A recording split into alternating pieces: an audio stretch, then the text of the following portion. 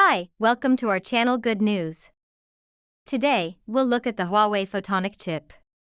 Why can the American chip limit the chip? I believe the reason for this is that we do not build our own photonic chips. To address this issue, Chinese electronics firm Huawei is focusing increasingly on photonic chips. So let us find out more about it. What exactly does China lack? It is, in reality, independent research and development. It would be incorrect to expect the West to constantly give us with the technology to create lithography equipment. Because, even while we labor hard to construct a lithography equipment for 5nm devices, the West is already ahead. Others' good technologies can only be used as a guide, and we can't constantly pursue after them. We should go another route, take the path less traveled, and eventually let them follow us. I am confident that, in the future, Chinese chips, like 5G technology, will be at the top of the globe. Though China is becoming increasingly powerful on a global scale, there is still a gap in the electronics sector when compared to other industrialized countries. The most visible is the chip field. The internet has ushered in the 21st century. Our lives are inextricably linked to electronic devices, and the chip, as the brain of electronic devices, is undoubtedly the most crucial point. How was the chip created? A photolithography equipment is used to produce the chip as a solution. The technical content of the lithography equipment for producing the production chip is higher as compared to the manufacture of subchips. It is not an exaggeration to state that the lithography machine outperforms the production of atomic weapons. Although China possesses a lithography machine, it is not as excellent as the world's best. The ASML of the Netherlands is now the most well-known, and the current manufacturing of 5nm process lithography machines can only be made in the Netherlands. The lithography machine combines the best technologies from many Western nations. In recent years, the US has been envious of Huawei's cutting-edge achievements and has repeatedly suppressed penalties on Huawei's semiconductor R&D plan. This is referred to as a ban.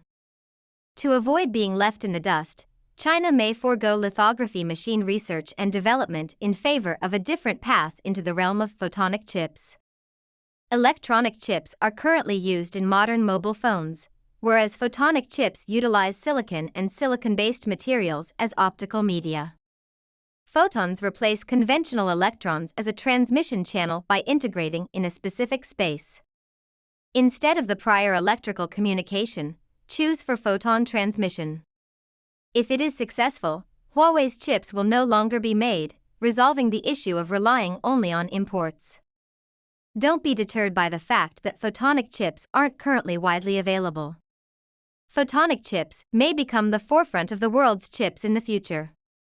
The demand for lithography machines will increase as the size of mobile phone chips decreases. Perhaps in a few years, a lithography machine with a 1nm process will be required. Is this adequate? Nobody can provide an exact response. Furthermore, according to media sources, China has developed and submitted for a patent for the first orbital angular momentum waveguide photonic chip. Furthermore, the photonic chip will have 10 times the computational capability of the current electronic chip while consuming just 1% of the power of the electronic chip. Although it is not commonly utilized at the moment, it is likely to become so in the future. Furthermore, the photonic chip will have 10 times the computational capability of the current electronic chip while consuming just 1% of the power of the electronic chip. Although it is not commonly utilized at the moment, it is likely to become so in the future. The amount of transistors that may be carried by a chip determines its performance. The greater the number, the greater the processing power and the lower the energy usage. As a result, shrinking transistors has long been a priority of chip technology. The world's most advanced chip technology is now 3nm. However, 3nm and 5nm chips are rarely employed in our everyday lives in manufacturing, but 28nm and 55nm technologies are. The chip's application is becoming increasingly prevalent, which is tied to the advancement of technology. The manufacturing costs of 3 nanometers and 5 nanometers are too exorbitant in current day and age, and there is no larger use.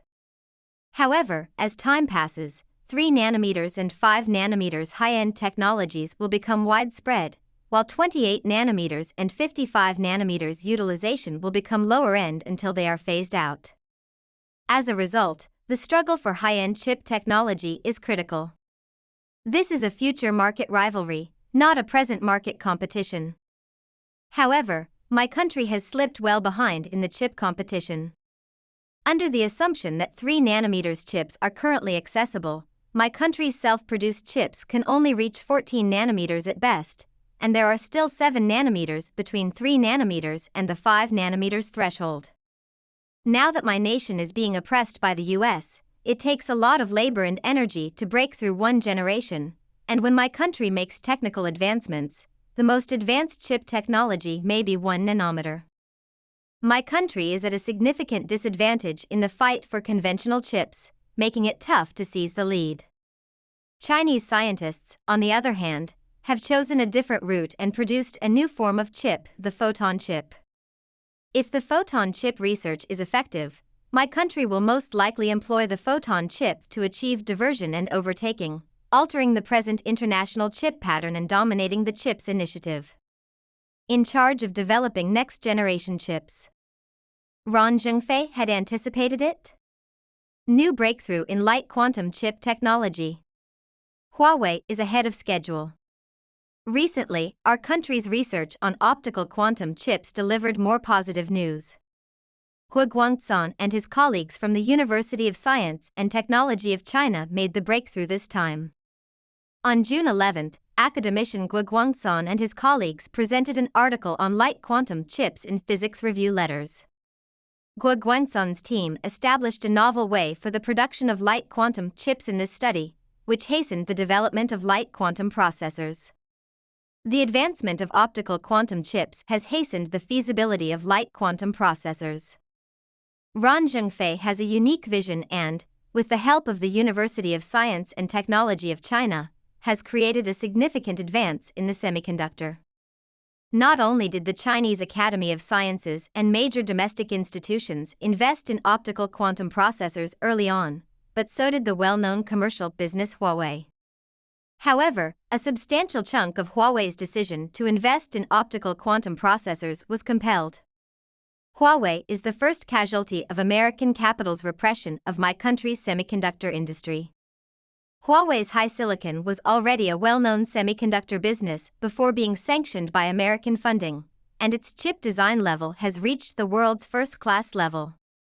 Huawei's high-end mobile phones are not dependent on Qualcomm thanks to HiSilicon's processors, while MediaTek's chips have reduced reliance on foreign chips to some extent.